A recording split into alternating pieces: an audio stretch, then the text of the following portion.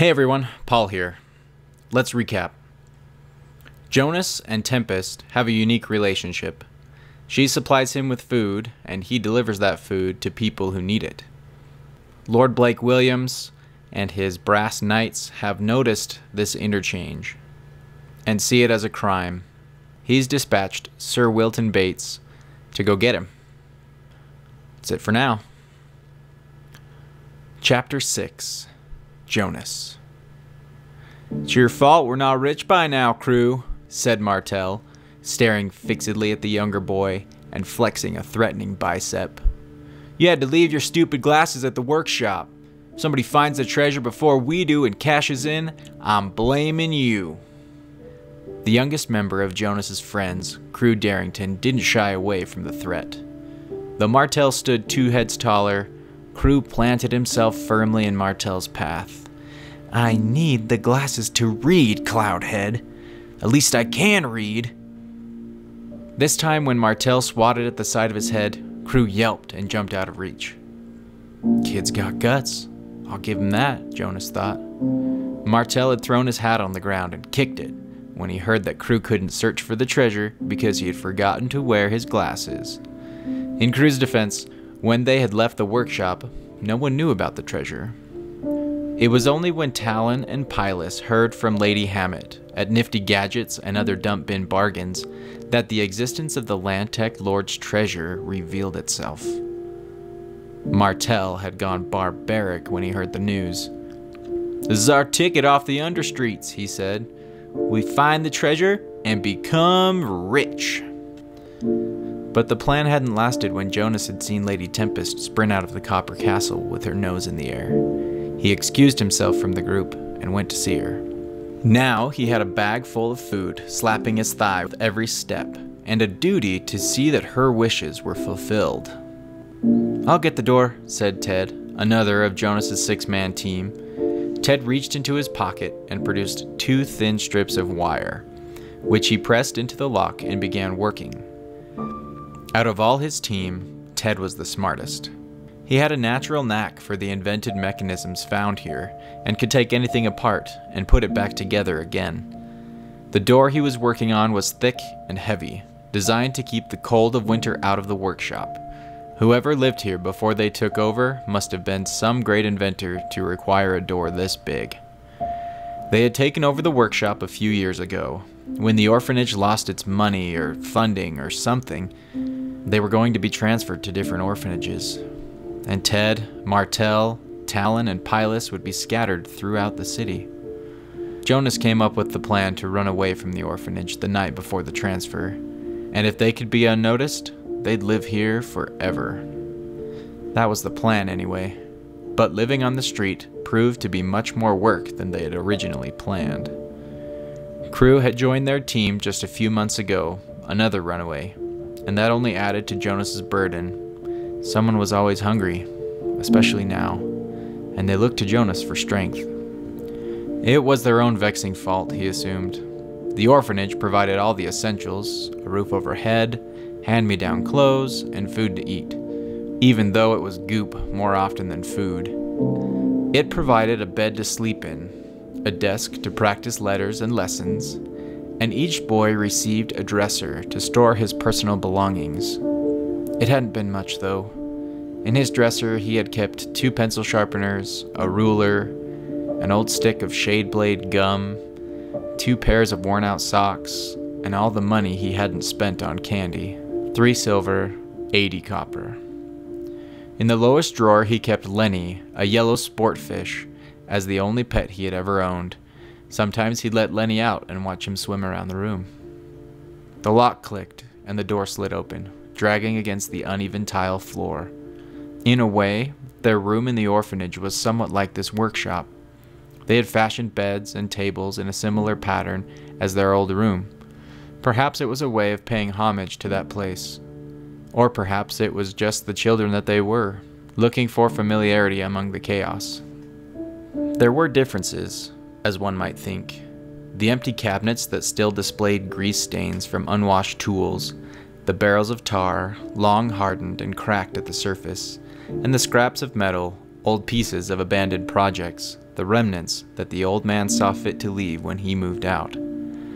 There was no fish pet. To be honest, if they caught a fish, they'd eat it. Garbage littered the floor, piled in the corner and stuffed under the beds. Every now and then, Talon would sweep up, but that was mostly just so the others could walk through the workshop without cutting their feet on broken glass or metal shavings. That was just like Talon. He helped, no matter what. Martel was the first to collapse onto a bed, his beat-up bill cap easing silently over his eyes. "Get your glasses and let's get out of here, Cray Crew. I've got a few places in mind that we should start looking." Crew wasted no time rummaging through the pile of trash by his bed. It hadn't taken long to match the others' beds in filthiness, even though he'd only been here a month. Jonas was suddenly aware of the bag on his shoulder, the promise he'd made to Lady Tempest earlier. He shrugged it off his shoulder and asked, "Any of you ever been to the vents?" Pylus looked at him curiously. "The vents by the fabrication plant? I've been there a time or two. I was meeting a girl there a few months back. Kissed like a sardine, but her hair was pretty when it was brushed." Jonas tossed him the bag. "Good enough for me," he said. They knew the drill. Jonas would never go back on a promise to Lady Tempest. He'd just find a way to keep the food she gave him close. How could Lady Tempest know to whom he'd given the food? "Score," said Pylus, ripping into the bag and pulling out a glazed bun, an apple, and a wedge of cheese. He broke off a corner of the cheese, sliced the apple in half with his knife, and handed the bag to Ted. Ted reached in, drew out a portion for himself as well, and then it was passed counterclockwise until it reached Jonas again. He emptied the bag onto his bed. What was left was a few grapes, half an apple, and part of a slice of honey bread. It wasn't much, but he'd manage. Crew had found his glasses, but it seemed the boys were content to stay a while longer, savoring the food and enjoying a bit of peace. "You really think there's a treasure?" asked Pylus, licking his fingers. "I mean, you think nobody's found it yet?" "Of course nobody ain't found it yet," Martel said, munching on an apple slice. "'Cause nobody's smart like us. If Lantec wanted something hidden, they're gonna hide it good." Ted lifted his head. "You know, the odds of us finding it against the city are astronomical. Chances are we're going to regret spending all day searching." "Ain't nothing nomical when I'm involved," claimed Martel. "And besides, we have 12 eyes when most people's only have 2. And 5.5 brains, it seems," added Ted, who had to dodge an incoming fruit missile from Martel. "Hey, hey," called Talon, suing for peace. "That's a good apple core you just wasted, Martel. Try throwing something inedible next time. And you, Ted, stop giving Martel a reason to throw things." "You tell him, Talon," Crew piped in. Before the din could die down, Jonas heard a strange noise. It was hard to place, but it sounded as if something was scraping against the door. He pictured a tree branch rubbing across the door in the wind, but it was so unfamiliar a noise that he knew this sound was more than that. He stood, wondering if he should investigate, and took 3 steps toward the door. There was a faint sound of 2 rapid beeps, and the once stout door burst in with a bang.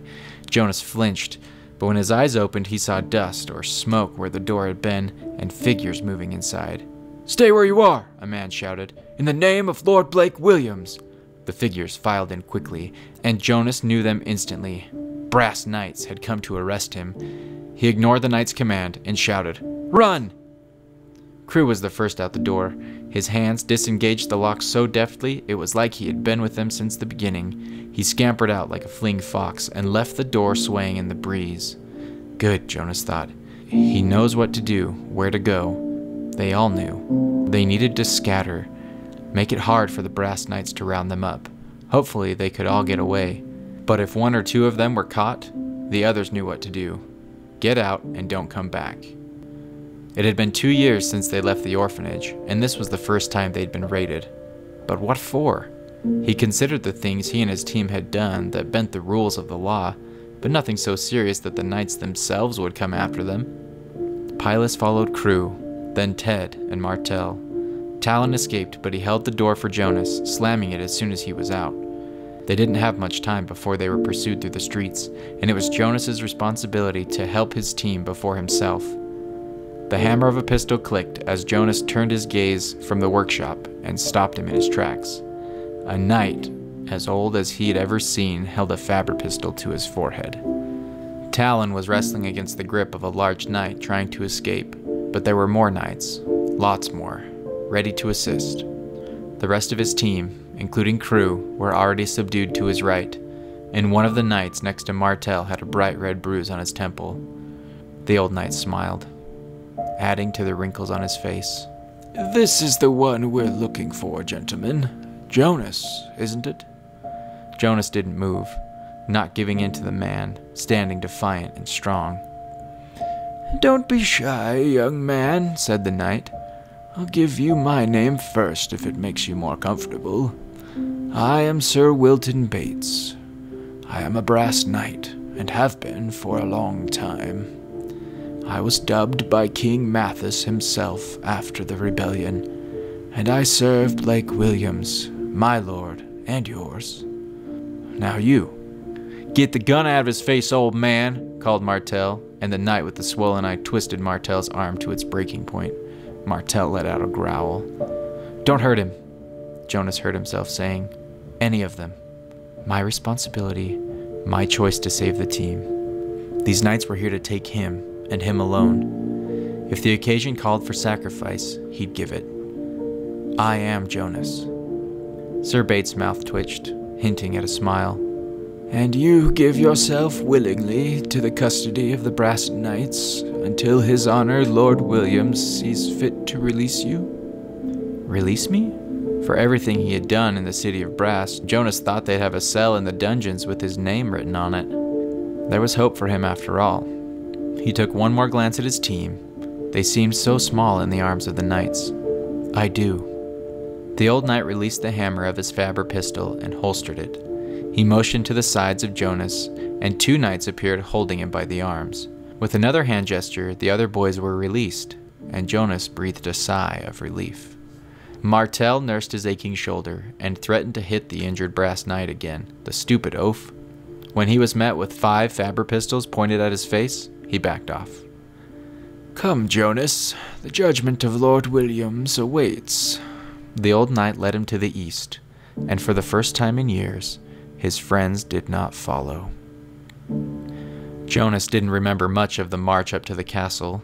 He was surrounded by orange and black suits of armor that never gave him much of a view. He should have rehearsed what he would say to Lord Williams if this ever happened, but when he tried, it never seemed serious. His honor hadn't caught him yet, and he probably never would. Well, he did, and that moment stared him in the face. Jonas considered his options. What could he say? What would the old lord believe? "Sorry for stealing all that stuff from you, but us orphans need food too," didn't seem to give his plea credence. The portcullis passed, then the market, and finally the square where he and Lady Tempest had spoken just an hour ago. He had never been inside the Copper Castle before, but as they passed the door and under the archways of the entrance, his initial thought was that it was colder than it should have been. In most respects, the inside of the castle was much like the outside. Smooth walls made of orange brick, except there were carpets, columns, and tapestries to offset the bare walls. His honor sat in a high chair in what Jonas expected was the throne room. Many pictures lined the wall, no doubt symbolizing some important event or another, but Jonas watched Lord Williams because Lord Williams was watching him in return. The Lord wore no crown, held no scepter, and dressed plainer than Jonas had imagined. To his right was a man-at-arms, perhaps the leader of the Brass Knights, and on his left was a holy man, perhaps the leader of the holy men. The holy man was leafing through a book and paying no attention to Jonas. Maybe he didn't care what happened to a lowly street minnow like him. "My lord," uttered the old knight who had captured him, "I bring you the boy Jonas, who you requested." "My thanks, Sir Bates," answered the lord. "I can only imagine how difficult the task was to get him here, and I'm sure he did not come willingly." "Not at first, your honor, but he was persuaded." Jonas wanted to kick the man in the knee and watch him crumple to the floor. The old knight continued. But as I have said before, if I can make it easy for you, I will. Your service is known and will not be forgotten. Then the Lord addressed Jonas. Hello, Jonas. You're probably wondering why I've asked you here. No doubt you are scared, so I'll get down to the matter. I have some questions about your role with my daughter, Lady Tempest. There's nothing between us, Your Honor, he blurted out. I don't even think she knows I exist. From the rear, he heard Sir Old Knight chuckle and wished he could shut him up. Maybe you have the wrong boy. Lord Williams didn't smile. He just held his hands tightly in a ball in front of him. Nonsense. We have investigated. First the Lady Tempest, then you, Jonas. We have seen you together in the plaza multiple times. Even Sir Bates saw you with her this morning. Do you deny that you know her? I won't tolerate liars in my court. Not from you, not from anyone. His face seemed to soften a bit. I know you've lived your life telling lies to avoid trouble. And for a child as young as you who has made those kinds of choices, breaks my heart. You shouldn't have to live this way, but the choices we make must have consequences. How have I chosen this life, Your Honor? Asked Jonas, feeling the truth of his words. It seems this life was forced on me. Lord Williams nodded. There is a document. Sir Nathan, would you mind? The man-at-arms retrieved a paper from the table at the bottom of the dais and gave it to Lord Williams. This is a report from the orphanage of the Blessed Boys, which you attended since you were 2 years old. The document is dated 2 years ago, when the orphanage was merged into the others of the city. And it says here that 5 boys ran away the night before their transfers and were not recovered. Sir Bates, does that sound like the group you encountered at old Taylor Smith's place? Indeed, my lord, though there was a 6th boy with them. The Lord's eyebrows lifted. You recruiting, Jonas? That's very noble of you. It's when you ran away that you chose the life you live now, young man. The orphanages are there to raise you and take care of you until you are adopted or reach the age of manhood. You decided to leave that system and thereby forfeit its generous offerings. Can you deny this proof? We were going to be split up, Jonas said. If we hadn't run, we would never see each other. And that convinced you to move out into this unforgiving world?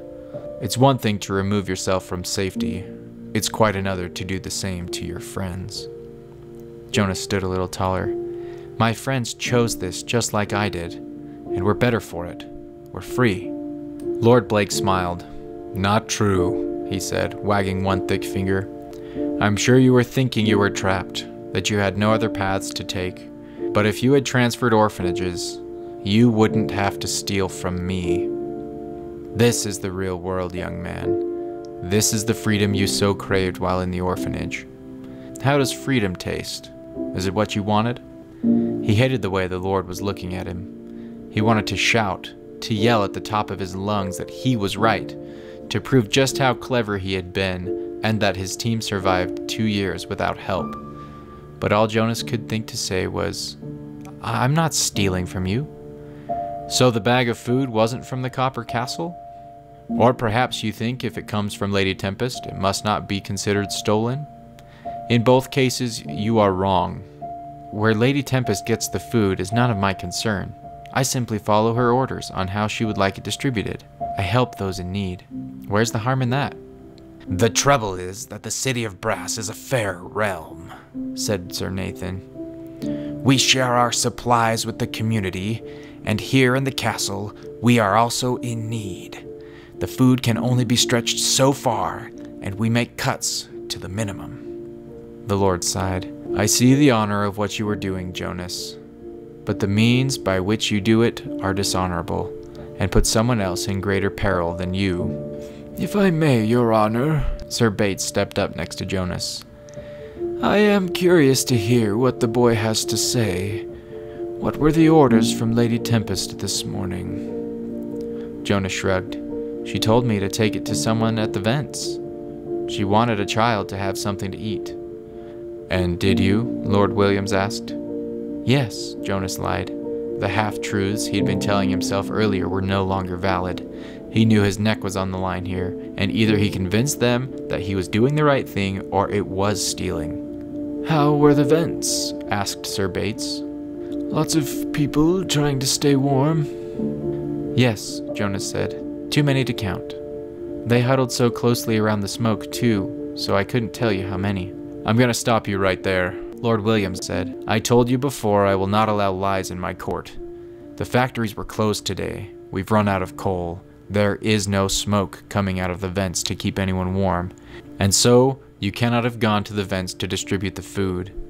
If you truly think you can lie to me, we will end our conversation and consult the code of honor about lying and thievery." "There is no need," Jonas blurted out, his heart racing. "I did it. I'd give the food to my team, so we can survive. Everything I've done is to keep those boys safe, Your Honor, but I admit my crimes and lies." The Lord turned to the holy man next to him. "Have you found the page?" The holy man bent and offered the book to the Lord. Lord Williams studied the page intently. "I see," he managed through the fingers over his mouth. "And for a minor under 15 is here." Then he closed the book and set it on his armchair. "Jonas," he began, "recompense is required of you. If you had been older, imprisonment would have been my only choice. Since you are not considered a man, however, I am at liberty to designate a sentence for you. But you must know, I will settle for nothing less than giving back what you have taken. Am I understood?" Jonas nodded, a knot in his throat. "Very well. I am assigning you to the quarters of my garrison. You and your friends will go there this evening. Sir Nathan will be there to instruct you, and you will pay back what you owe me in work. We will calculate the assumed amount of food taken. Once I am satisfied with your effort, you will be released. Clear?" Jonas nodded again, but let his head hang low.